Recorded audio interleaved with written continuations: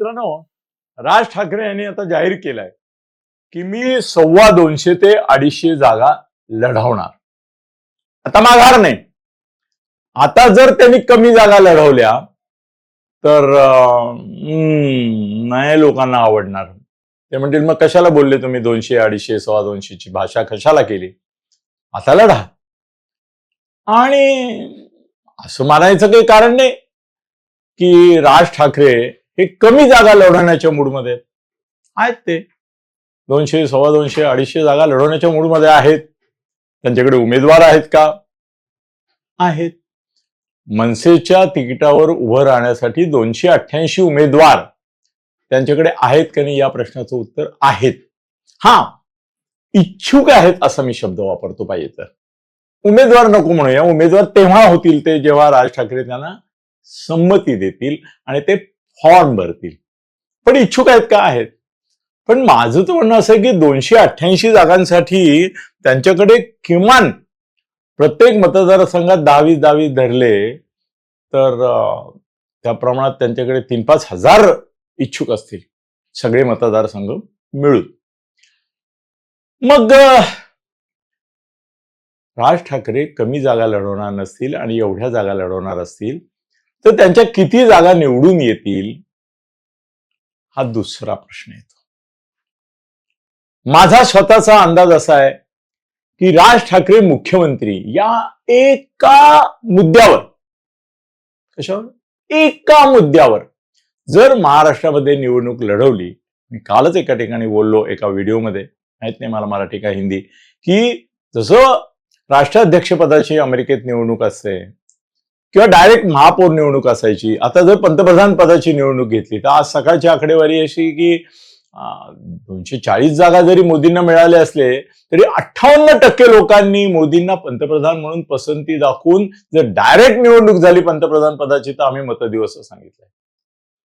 मला अजिबात आश्चर्य वाटणार नाही जर उद्या राज ठाकरे, उद्धव ठाकरे, सुप्रिया सुळे, नाना पटोले, एकनाथ शिंदे, देवेंद्र फडणवीस याच्यापैकी तुम्हाला मुख्यमंत्री कोण हवा आहे याच्याबद्दल जर मतदान घेतलं तर मोदींचा विक्रम जो 58% आहे तो कदाचित मोडून 60% लोक डायरेक्ट निवडणूक सीएम पदाची तर राज ठाकरे यांना मत देतील. 60%, बिलीव्ह मी. आज महाराष्ट्रामध्ये ज्याच्याकडे आशेनी, अपेक्षेनी आणि the man who will get the things done असा माणूस दुसरा कोण आहे? त्यांना स्पर्धा एकनाथ शिंदेची आहे. आणि is a man of action. Others are man of reactions, men of reactions.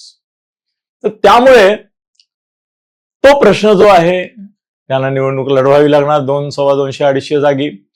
दुसरा मुद्दा आहे की मुख्यमंत्री पदाचा उमेदवार एवढ्या एका वाक्यावर तुमची ब्ल्यूप्रिंट नको, तुमची आश्वासनं नको, तुम्ही हे करीन ते करीन असं इतरांसारखे जाहीरनामे अजिबात नको. एकच मुद्दा, मुख्यमंत्री राज ठाकरे. संपला विषय. तुम्हाला मुख्यमंत्री करण्याकरता वोट द्यायचं आहे म्हटलं तर अनपेक्षित जागी सुद्धा तुम्हाला प्रचंड यश मिळेल. माझा स्वतःचा मॉडरेट अंदाज सुद्धा, ठीक आहे मला माहिती आहे 145 त्यांना मिळणार नाही, तरी देखील तो 40 ते 50च्या दरम्यान फिरतोय. आणि 40 ते 50 आमदार घेतलेल्या राज ठाकरे यांना मुख्यमंत्री बनवण्यापासून इतरांना गत्यंतर राहणार नाही असाही माझा अंदाज आहे. पण मग प्रश्न जो मी आज उपस्थित केलाय तो असा आहे की त्यांनी कुणाबरोबर आत्तापासून धागे दोरे, ऋणानुबंध, अनुबंध जुळवावेत? महायुती बरोबर की महाआघाडी बरोबर? त्यांना कोणता पक्ष किंवा कोणती युती किंवा आघाडी अधिक जवळची आहे? तुम्हाला खरं सांगू, कदाचित प्रथमदर्शनी तुम्हाला नाही आवडणार, पण राज ठाकरे यांनी निवडणुकीच्या आधी जर जाहीर करायचं असेल त्यांना तर वेगळं, पण निवडणूक झाल्यानंतर ज्यावेळेला ते मध्यभागी बसतील असे शांतपणे बघत आणि दोन्ही बाजूला इकडे महायुती हात जोडून उभे असेल, इकडे महाआघाडी हात जोडून उभे असेल, तर त्यावेळेला त्यांनी कोणाबरोबर जावं निवडणुकीचा निकाल लागल्यावर. आणि निवडणुकीचा निकाल नाही, निवडणूक होण्याच्या आधीच जर त्यांना भूमिका घ्या घ्या घ्या असा आग्रह झाला आणि त्या आग्रहाला ते बळी पडले आणि असं म्हणाले की ठीक आहे, मी याच्या बरोबर नंतर जाईन असं मी आश्वासन देतो, खरं त्यांनी देता कामा नये. अजिबात राज ठाकरे तुम्ही बोलूच नका की तुम्ही महायुती बरोबर जाणार का महाआघाडी बरोबर. तुम्ही म्हणा की निवडणुकीचा निकाल लागू द्या, आम्हाला सर्व ऑप्शन्स ओपन आहेत, आम्ही तेव्हा निर्णय घेऊ काय घ्यायचा तो. आज आम्ही आमची निवडणूक लढवतोय, आम्हीच सत्तेसाठी निवडणूक लढवतोय, आम्हीच मुख्यमंत्री पदासाठी निवडणूक लढवतोय असं बिनधास्त सांगा. तरी पण मनामध्ये हा प्रश्न मतदारांच्या मनसे कार्यकर्त्यांच्या मनात रुंजी गुंजी घालत राहणार, माझ्याही घालत. मला असं वाटतं की निवडणुकीच्या आधी नाही, त्यांनी नाही, मी माझा लढतोय, मी निवडणूक जिंकणारच आहे, तशाला मी इतरांबरोबर जाणार का नाही चर्चा करता माझ्याशी, अजिबात करू नका. मी निवडणूक जिंकायला निघालो, 125 150 मला मिळणार आहेत असंच बोलायला लागतं. मग बोलायचं, जरी 45 मिळणार असले तरी 125चाच दावा करायचा. दावा कशाला कमीचा करायचा. मग तुम्ही मला प्रश्न विचारणार आहात की अनिलजी, राज ठाकरेंचं हित महायुती बरोबर जाण्यात आहे की महाआघाडी बरोबर. मी जरा एक प्रदक्षिणा एवढ्या करता घेतो की जरा मला विचार करू द्या. मी विचार केलेला आहे खरं सांगायचं तर. या प्रश्नाचं उत्तर ऑलरेडी माझ्याकडे आहे आणि ते उत्तर असं आहे की राज ठाकरे यांनी निवडणुकीच्या निकालानंतर महायुती बरोबर जाण्याच्या ऐवजी महाआघाडी बरोबर जावं. आता तुम्ही म्हणाल की काय अनिलजी, महाआघाडी बरोबर का?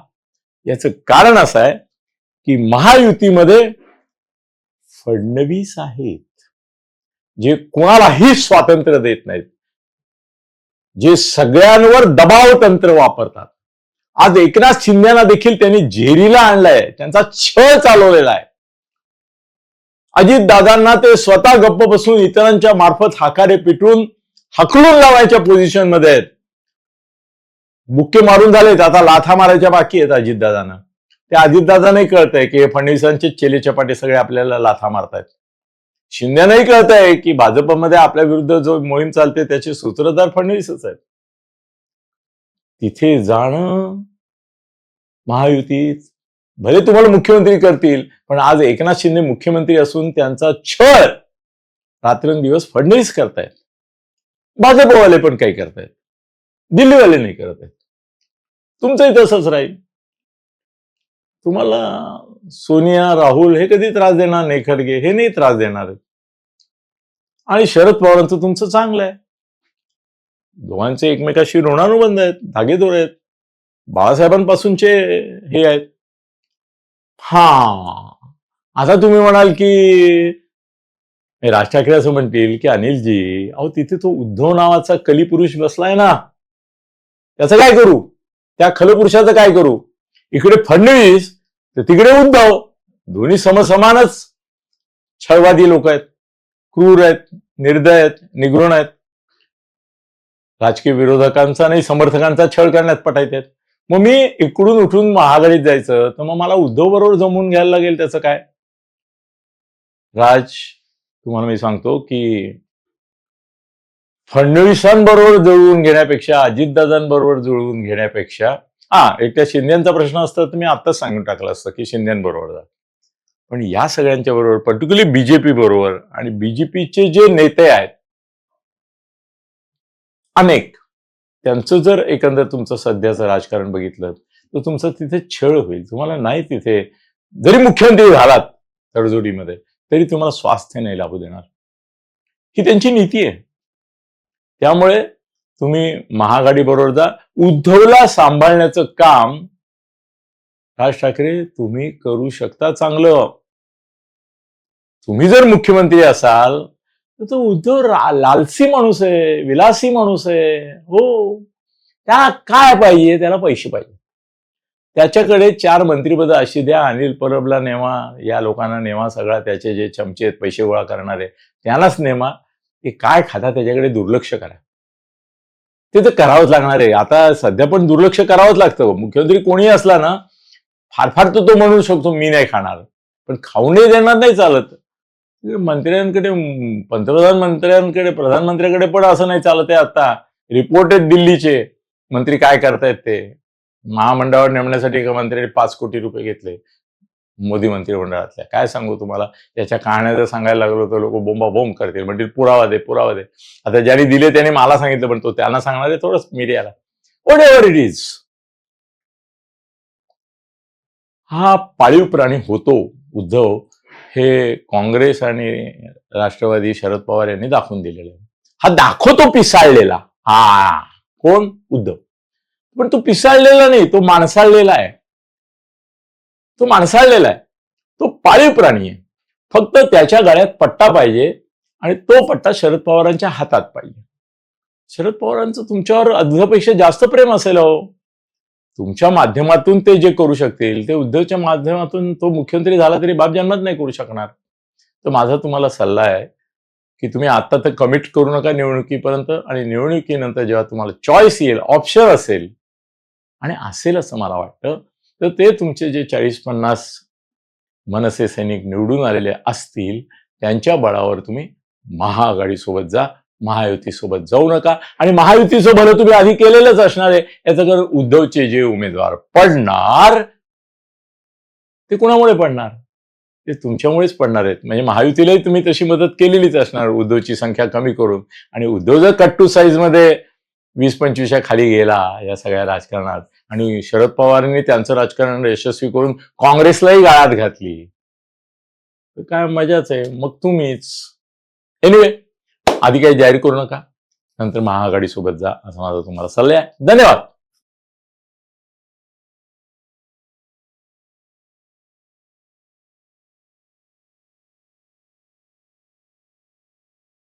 खळबळजनक गौप्यस्फोट म्हणजेच यूट्यूब चॅनल अनिल थत्ते गगनभेदी. खळबळजनक गौप्यस्फोट म्हणजेच यूट्यूब चॅनल अनिल थत्ते गगनभेदी.